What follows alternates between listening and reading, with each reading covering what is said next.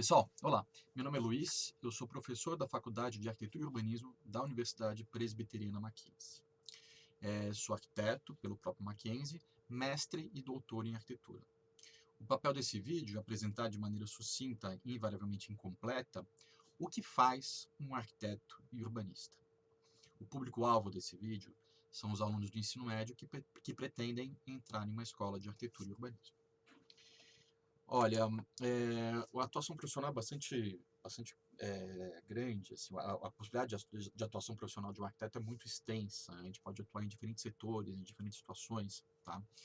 Então, talvez um ponto de partida para uma listagem de atuações possíveis seja o documento produzido pelo CAL. O CAL, Conselho de Arquitetura e Urbanismo, o que corresponde para nós arquitetos, o que é a OAB para os advogados ou CREA para os engenheiros.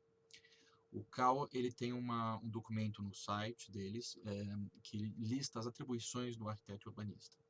Eu não vou falar sobre esse documento aqui agora, ele talvez faça mais sentido para vocês depois que vocês ingressarem na escola, depois que vocês já estiverem um pouco mais envolvidos com a nossa atuação profissional. Daí talvez esse documento faça mais sentido.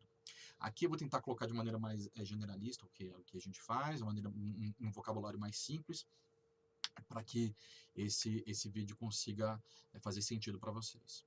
Tá? Primeira coisa que a gente tem que pensar é que o arquiteto ele é um agente propositivo. Né? Essencialmente, a nossa formação é toda voltada para a proposição, para transformação, para aplicação de um desejo, de uma vontade. Né? O Mackenzie é uma escola de projeto, uma escola que tem uma carga horária muito grande para essa ação projetual. Então, portanto, uma formação que valoriza muito esse papel proativo na sociedade. Então, a gente pode atuar dessa maneira ativa de diferentes maneiras, já vou falar mais sobre isso, tá? Mas isso que deve ser a gente deve entender como um caráter importante na nossa profissão. A vontade, o desejo de transformar o mundo, de alguma maneira transformar os espaços físicos que a gente vive, tá? Então, nossa ação é criar ou transformar espaços, sejam espaços abertos, públicos, sejam espaços internos, e como é que se faz isso? Então, esse é essencialmente o nosso trabalho, tá? Nós trabalhamos em diferentes escalas. A gente vai da escala urbana, aliás, da escala regional, a gente vai entre a relação entre uma cidade e outra, ou as relações entre as cidades e as zonas rurais de uma determinada região, até os espaços urbanos, praças, ruas, alturas de edifícios, larguras de ruas, etc. Como é que uma calçada, qual que é a largura ideal, o que vai estar nesse espaço, como é que ele se organiza, né? A paisagem urbana é um problema arquitetônico, como é que a gente vai construir essa paisagem com os edifícios e com os outros elementos que vão estar presentes ali naquele espaço, né? O desenho do conjunto de edifícios ou de um edifício específico, né? Então, como é que a gente começa a conceber um edifício, que espaços terão lá dentro, né? Qual vai ser a relação, primeiro, qual vai ser a relação desse edifício com a paisagem urbana, e depois os espaços internos, como é que eles são organizados, o que vai ter. Inclusive, a gente pode trabalhar só no interior do edifício, não conceber ele inteiro. Então, a gente pode fazer um trabalho de interiores, que é uma arquitetura, só uma transformação, uma adaptação do espaço interno, né? E, eventualmente, a gente pode desenhar um mobiliário, né? Cadeiras, mesas, etc. O que é fundamental que a gente entenda é que o trabalho do arquiteto é um trabalho de síntese. A gente vai transformar em um projeto, em forma, em espaço, a interferência de muitos agentes envolvidos no projeto. Né? A gente não fala só do cliente quando a gente vai conceber um projeto. A gente não tem que atender só as demandas de um cliente específico. A gente tem que entender normas, legislações, soluções construtivas, a gente tem que se adaptar às tecnologias disponíveis naquela situação. Quando a gente constrói um edifício em São Paulo, ou não vai ser provavelmente um edifício escolar em São Paulo e um edifício escolar no interior de Roraima, talvez usem tecnologias diferentes. Não que uma seja melhor que a outra, elas são mais adaptadas ao meio, o que a mão de obra local sabe fazer, ao que faz sentido naquele contexto. O material também vai responder às demandas climáticas da região e etc. Então a construção é um problema arquitetônico. Definir o material que vai ser construído esse edifício é um problema arquitetônico. A posição dos pilares vai ser um problema arquitetônico. Se eu estou fazendo uma escola, eu não posso ter um pilar no meio da sala de aula. Então, onde estarão esses pilares? É o arquiteto que resolve. De que material eles serão feitos? É o arquiteto que resolve. Daqui a pouco eu falo da relação com engenharia. A dimensão do espaço, qual o tamanho de uma sala de aula, qual o tamanho de uma rua, qual o tamanho de uma praça, o que, que vai ser, o que, que esse espaço tem que acomodar, que atividades, que mobiliários, o que, que vai ter ali. Isso é um problema arquitetônico. Ah, como eu disse, a relação com normas e leis. Algumas leis são federais, algumas normas, alguns critérios são federais, alguns são estaduais, alguns são municipais. Por exemplo, se eu faço uma escola, eu tenho que prever um corredor para que os alunos dessa escola consigam escapar em caso de incêndio, uma rota de fuga. Isso que vai me dizer vai ser o corpo de bombeiros, mas aqui é estadual. E daí a prefeitura vai impor outras regras, que eu também vou ter que atender. E assim por diante. Então, também tem que atender às legislações e normas vigentes. Eu tenho que pensar também em questões simbólicas. Por exemplo, um edifício de um tribunal de justiça, ele tem uma cara sóbria, austera, porque ele está representando o que acontece lá dentro. O edifício da Google vai ter uma cara provavelmente muito diferente. Né? Uma loja das Havaianas vai ter uma cara evidentemente diferente. Então, a arquitetura também transmite uma mensagem, ela diz alguma coisa. Ela diz que o que aquelas pessoas que estão ali dentro querem transmitir, que imagem, que desejo, que informação elas estão transmitindo. Então, a arquitetura tem esse caráter. Percebe-se, então, que o trabalho do arquiteto é um trabalho de síntese. Né? A gente lida com muitos conhecimentos, né? E frequentemente são conhecimentos realmente alheios à arquitetura. Por exemplo, a gente vai fazer uma escola, tem que considerar a pedagogia que vai ser aplicada. Não é o arquiteto que vai inventar essa pedagogia, ele vai se apropriar e criar um espaço adequado a essa pedagogia. Então, em um hospital, idem, a gente vai ter que lidar com as dinâmicas cotidianas dos enfermeiros e médicos, e etc. Então, a gente está lidando com conhecimentos que vão além da nossa formação. A gente está pegando todas as informações e colocando, sintetizando em um projeto. Né?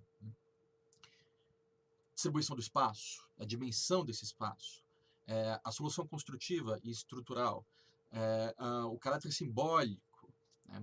E demandas específicas de cada projeto, tudo isso vai estar sintetizado num projeto de arquitetura. Tá? Então, a gente tem esse caráter generalista, né?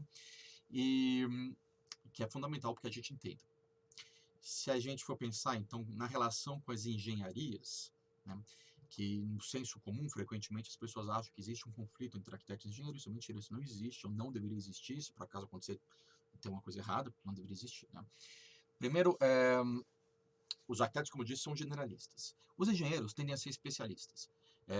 Na engenharia civil, você pode ter um engenheiro. Primeiro, tem muitas faculdades de engenharia: engenharia de alimentos, engenharia industrial, engenharia elétrica, engenharia civil, engenharia mecatrônica. Tem uma variedade de formações diferentes. Mas nas engenharias que nos tocam mais diretamente, né, no caso da engenharia civil, sei lá, você tem um arquiteto, um engenheiro especializado em estruturas, o outro em hidráulica, o outro em elétrica, um engenheiro de ar-condicionado e etc.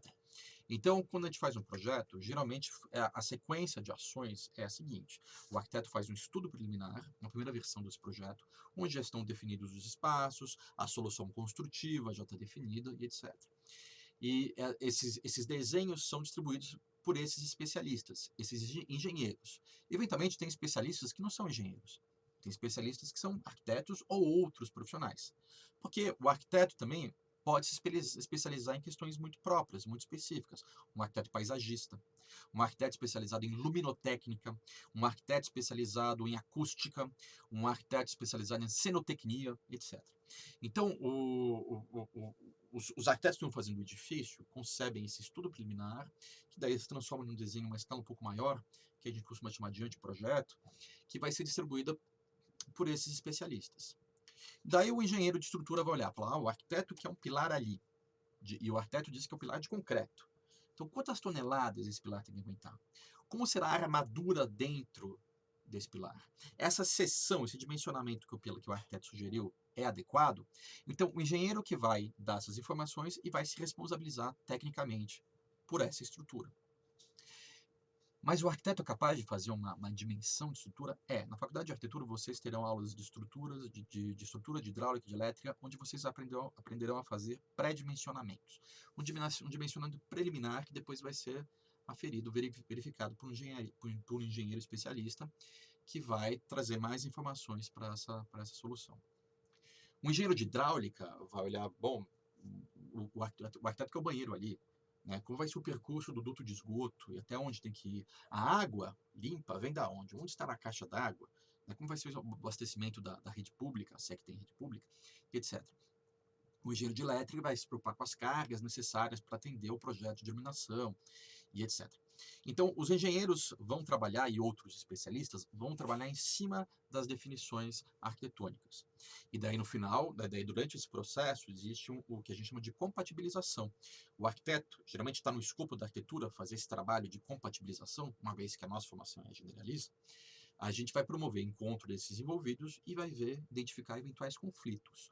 Ah, o engenheiro de ar-condicionado quer passar um duto por ali, mas no meio do caminho tem uma viga. E aí, como a gente resolve isso? É o arquiteto que vai promover o diálogo entre esses engenheiros, vai verificar soluções possíveis e vai avaliar qual é mais eficiente. A gente chama isso de compatibilização. Então, o diálogo entre esses especialistas geralmente está no escopo da arquitetura. Então, percebe que o nosso trabalho é um trabalho muito gerencial, é um trabalho de coordenação. Sabe? A gente coordena muito os envolvidos.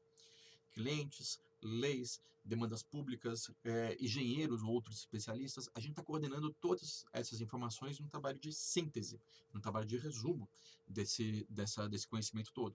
Tá? Então, esse essencialmente o nosso trabalho.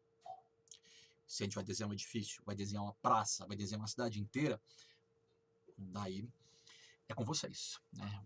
Onde vocês vão trabalhar, o que interessa para vocês. Tá bom? E onde nós trabalhamos? Nós trabalhamos em diferentes situações. Nós podemos trabalhar em escritórios pequenos de arquitetura, nós podemos ter um próprio escritório, ou ter um escritório, ou trabalhar no escritório de outros arquitetos. A gente pode trabalhar em construtoras, incorporadoras. O arquiteto pode ser responsável pelas obras, sim. Você pode ter um arquiteto responsável pela obra, então um arquiteto que toca a obra. Assim, um arquiteto pode fazer obra, sim. Ele pode ser responsável técnico por isso. A gente pode trabalhar em empresas públicas de diferentes tipos, em ONGs e autarquias. A gente pode trabalhar autonomamente, sem ter necessariamente um escritório propriamente montado. Assessorias técnicas, apoio à sociedade, que tem uma demanda para um conhecimento técnico, é fundamental. Né? Vale lembrar que a ação profissionais, arquitetos e urbanistas, atuam numa porcentagem muito pequena das construções da sociedade. Né? Se não me engano, o CA, um tempo atrás, divulgou uma estatística que apenas 15% das obras do Brasil passavam por um especialista, um arquiteto ou um engenheiro. Né? Isso é muito pouco. A gente precisa aumentar essa atuação. Quando eu estava me formando na faculdade, meu último na faculdade, eu tinha uma professora excelente. E uma vez a gente estava discutindo no último ano, minha turma toda preocupada com como é que ia ser o nosso futuro, a gente ia ter trabalho. E ela se voltou para a gente, até um pouco irritada, e falou: como assim ter trabalho? Nós temos um país inteiro para construir. Nós temos muito trabalho, nós temos muito o que fazer. O Brasil precisa de arquitetos e urbanistas. A gente tem muita coisa para fazer, muita coisa para melhorar, muita casa para construir, muita escola, muito hospital e muita cidade para ser feita. Temos muito trabalho pela frente. O Brasil precisa de arquitetos e urbanistas. Então, portanto, o Brasil precisa de vocês que têm interesse nisso. Tá? Bom, durante os eventos do Mackenzie, a gente vai fazer umas palestras síncronas para se aprofundar nessa conversa, onde eu vou estar à disposição para responder perguntas e etc. Tá bom? Por enquanto é isso. Espero que tenha sido interessante. É um vídeo muito curtinho, mas a gente vai se aprofundando aos poucos e, na verdade, a gente vai entendendo o que faz um arquiteto urbanista ao longo da vida inteira. Assim. Tá bom? Legal.